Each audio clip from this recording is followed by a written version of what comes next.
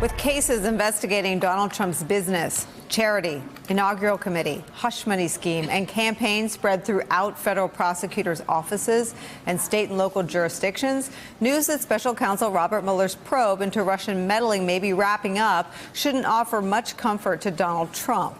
But the Washington Post writes that the prospect of a Mueller report is keeping the White House on edge. An advisor to President Trump said there's palpable concern among the president's inner circle that the report might contain information about Trump and his team that is politically damaging. The New York Times adds this, quote, "The findings will be sure to send shockwaves through Washington, with Mr. Trump's presidency on the line and both Democrats and Republicans poised to spin the contents to their advantage." And on the magnitude of the enduring legal jeopardy for the president, the Times explains, quote, "Active cases that have not yet been brought to a conclusion would likely continue after Mueller's office is closed down. New prosecutors from outside the special counsel's operation could pick up cases that remain in progress. And some cases that spun off from Mueller's investigation, including those being conducted by the U.S. Attorney's Office in Manhattan involving Michael Cohen and Trump's businesses, would continue unaffected. Devlin and Harry are back, as well as Sam and AB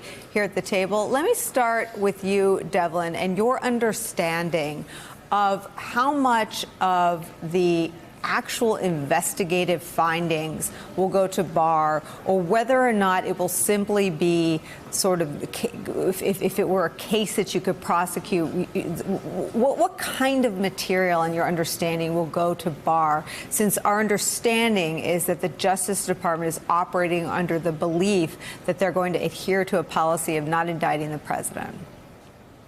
Right. So there's a couple points, and it's a little bit mechanical and a little bit nerdy.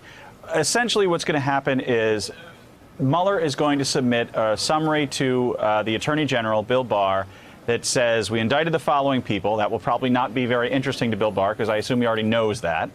And we investigated. The interesting part will be we investigated the following people but chose not to indict them. And that part, I think Mueller has a fair bit of discretion to decide how much detail he wants to get into in his report to Barr. Now, what Barr has said is that he plans to then submit a summary to Congress, and presumably that would also become public very quickly.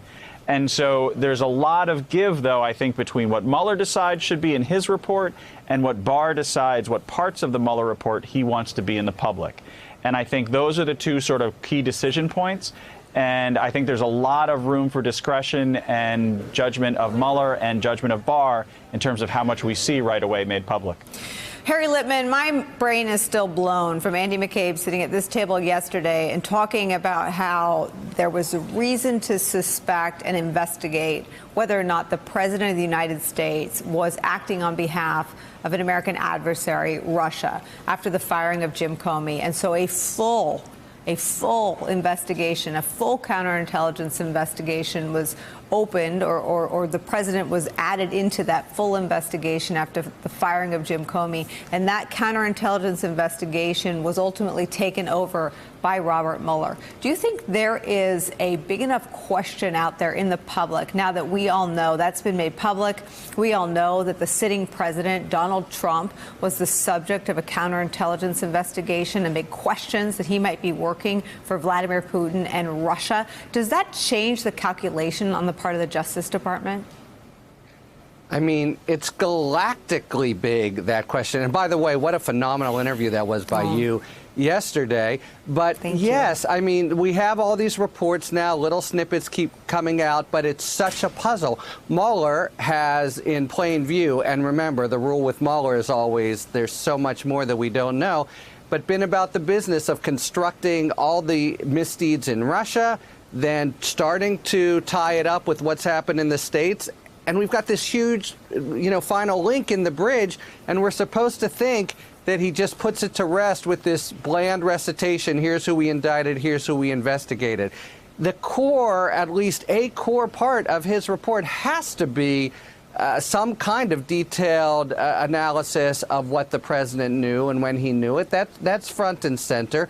That means some kind of consummation of the work with Stone, possibly Corsi and others. So I find it very hard to believe that we're going to have only something that bare bones and that short.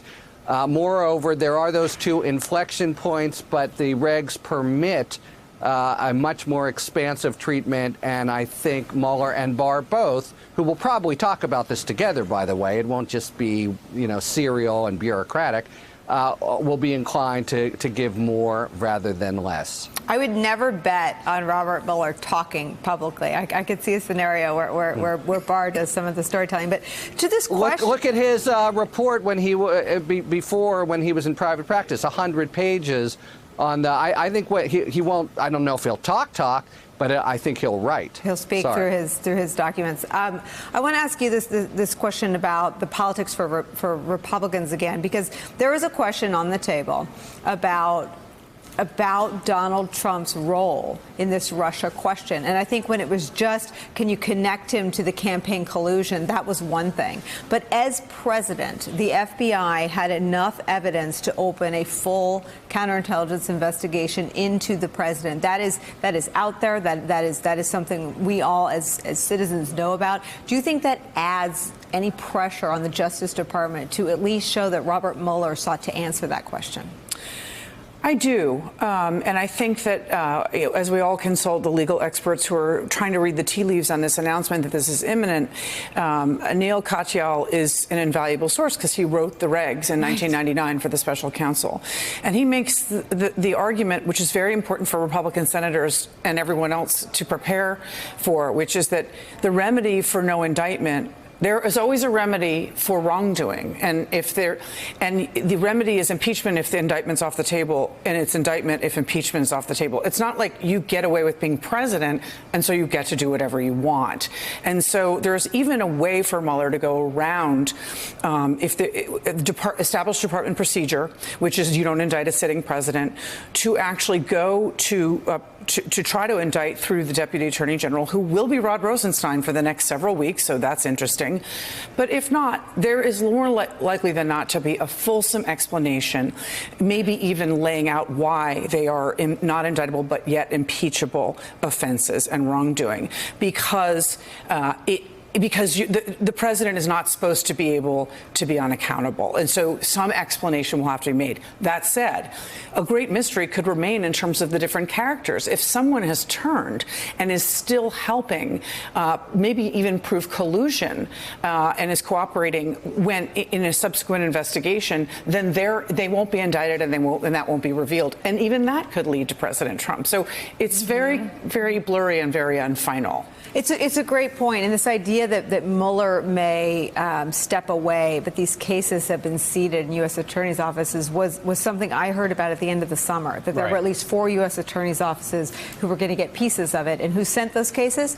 Rod Rosenstein sent the SDNY cases. I mean, there are no new characters and there are no new storylines. This is Donald Trump and his family's corrupt business, their corrupt campaign, and questions about whether or not they were working with Russia. Right. So while we are nearing the end of one incredible drama, several other really incredible dramas are still going on. And on top of that, the House switching hands to Democratic power sparks a whole nother set of oversight that Donald Trump has not faced to this point. So the idea that this is somehow him getting out from under a real burden, I don't really see. I think the bigger question, and maybe I'm not being as optimistic in terms of my hopes for transparency as the rest of the panel here, is what kind of report actually gets made public. Bill Barr was very clear in his testimony that he's not going to release, well, he'll only release what he feels like he can legally release. He made that statement very methodically and I think for a point.